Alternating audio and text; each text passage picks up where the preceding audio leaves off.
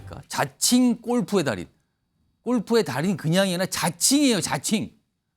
그럼 다른 사람들은 타칭은 아닌 것 같고요, 그럼. 자, 일단 트럼프 대통령 지난 7월이거든요. 뭔가 또 굉장한 평소에도 뭐 자신감이 넘치는데 그때도 그랬어요. 들어보겠습니다. We're going to take back our country and we're going to make America great again. When this battle is over, I'll be back in the White House and the Bidens will have to justify all of the corruption that they've done. 백악관 돌아간다는 얘기를 자꾸 얘기죠. 지금도 계속 그러고 있어요. 다음 좀 보겠습니다. 최근에 미국 언론 통해서 이런 보도가 나오는데 트럼프 재집권 가능성에 전 세계 수도 위협하다. 전 세계들이 위협을 느끼고 있다.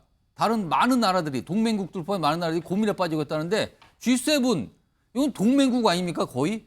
우크라이나의 무기 제공 합의 추진. 그러니까 트럼프 대통령이 혹시 집권할지 모르니까 빨리 뭐를 일을 처리하고 있는 거예요. 이거 또 번복될지 몰라서. 근데 러시아하고 중국 보세요. 러시아는 뭔가를 희망하는 듯한, 중국은 약간 기대하는 듯한 뭐 이런 반응들이 나오고 있다는 겁니다. 다음 보겠습니다. 여론조사 결과인데요. 이게 미국 공화당 내 대선 후보군들만 놓고 지지율 조사를 했는데 트럼프 대통령, 전 대통령 압도적입니다. 52%. 2등이 디샌티스, 뭐 신예라고 하는데요. 비교 자체가 안 됩니다, 지금요. 이런 분위기입니다. 전재수 의원님. 예. 이러다가 정말 트럼프 재집권 가능성이 있다고 보시는지, 그리고요. 러시아, 중국은 은근히 뭔가를 바라는 것 같기도 해요. 예. 어떻게 보십니까? 그러니까 이제 트럼프 대통령이 다시 집권하느냐 안 하느냐 이것은 국제 정치적 역학관계에 결정적 영향을 미치는 겁니다. 그러니까 이제 경쟁하고 있는 러시아와 중국의 입장이 틀리고 또 예. EU를 중심으로 한 동맹국의 입장이 틀릴 수밖에 없죠. 그래서 저는 굉장히 현실화될 가능성이 많다라고 생각을 하면서도 미국 사회를, 미국이라는 나라를 보면서 조금 아쉬운 것은 예. 바이든 대통령도 80이 넘었고 지금 트럼프 대통령도 굉장히 고령이지 않습니까? 나이가 좋은 게 아니에요. 예, 엄청 예. 많습니다. 야, 이게 미국 정치라는 것도 이게 경쟁력을 상당히 상실하는 거 아니냐? 이 지도자를 키우지 못했기 때문에 미국 사회가 이렇게 뭐 능력이 뛰어난지는 모르겠지만 이렇게 고령의 두 분이 경쟁을 하는 그런 상황이 좀 의아스럽다라는 이제 생각이 들고요. 저는 트럼프 대통령이 전 대통령이 다시 재집권할 가능성이 상당히 있다 이렇게 보여지고 만약에 집권을 하게 되면 예. 이분이 외교적 프로토콜에 따라서 외교를 하시는 분도 아니고 글로벌 스탠다드에 따르는 분도 아니고 그런 거 없어요. 그런 거 그리고 없습니다. 뿐만 아니고 동맹국들에 대한 전통적 자세와 태도도 따르지 않습니다. 예. 국가 경영, 나라 경영을 기업 경영하듯이 하시는 분이기 때문에 예. 관세도 막 때려버리고 뭐 동맹국들에 대해서 과한 요구를 하고 뭐 이런 거 아니겠습니까? 그런 측면에서 각국의 반응이 다양하게 나오고 있는데 예. 사실은 재집권할 가능성이 좀 상당히 있다 이렇게 봅니다. 지금 잠깐 말씀하셨지만 바이든 대통령, 트럼프 전 대통령 둘 다 엄격히 따지면 할아버지들입니다. 할아버지들. 진짜. 고령이에요. 근데 지금 또 경쟁을 한다. 그런 거 아니냐. 이런 얘기 나오는데 트럼프 전 대통령이요. 무슨 골프 얘기 나오는데 화면 좀 보겠습니다. 트럼프 전 대통령이요. 골프 자랑을 해요. 최근에 자기가 트럼프 내셔널 골프 클럽, 이거 자기 거 아닙니까? 여기서 열린 시니어 클럽 챔피언에서 67타 기록해서 우승했다. 그러니까 이게 기준이 파가 72타인데 그거보다 훨씬 낮게 쳤으니까 잘한 거잖아요. 67타를 쳤답니다. 이 정도면 뭐 대단한 프로 선수 아닙니까? 그러면서 타수 낮지만 수사한 거 없어요. 당당합니다. 내가 잘 치거든요. 이렇게 자랑을 해요. 다음 보겠습니다. 근데요. 이걸 고지고대로 들을 수 없는 게 과거에 워낙 속임수 골프가 많았거든요. 골프 전문 기자가 책을 썼는데 트럼프한테 골프 치면서 속임수 쓰는 거는 펠프스, 수영 선수잖아요. 펠프스가 그냥 헤엄치는 거하고 똑같다. 늘 일상다반사가 골프 사기다. 다음 보겠습니다. 그리고 당하신 분도 있나 봐요.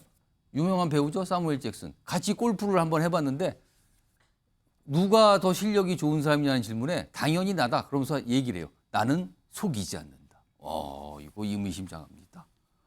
홍석준 의원님. 트럼프 대통령이 골프 자랑, 자기 잘 친다고 이렇게 골프 자랑하는 게 이거 혹시요.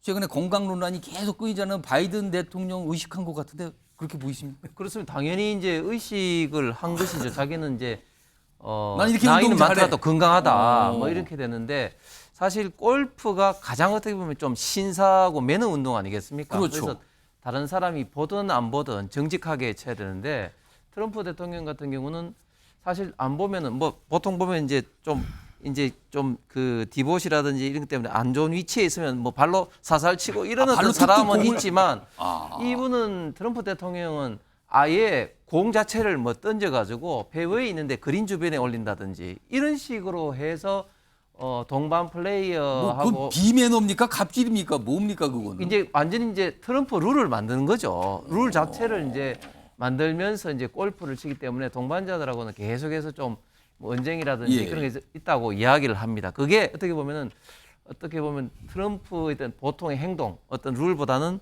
자기 어떤 뜻대로 가는 이런 것들이 골프장에서도 그대로 이렇게 반영되는 것이 아닌가 생각이 됩니다. 그리고요, 뭐 어떤 보도에 따르면 어떤 골프 대회를 나갔는데 첫날 경기 참여하지 않았대요. 근데 둘째 날 경기에 가보니까 트럼프 전 대통령이 1등으로 돼 있다. 뭐죠? 이게 룰이 뭡니까 도대체 이게 도대체. 아무튼 이런 얘기가 있고요. 이런 분이 지금 공화당 내 1등을 하고 있다고 합니다.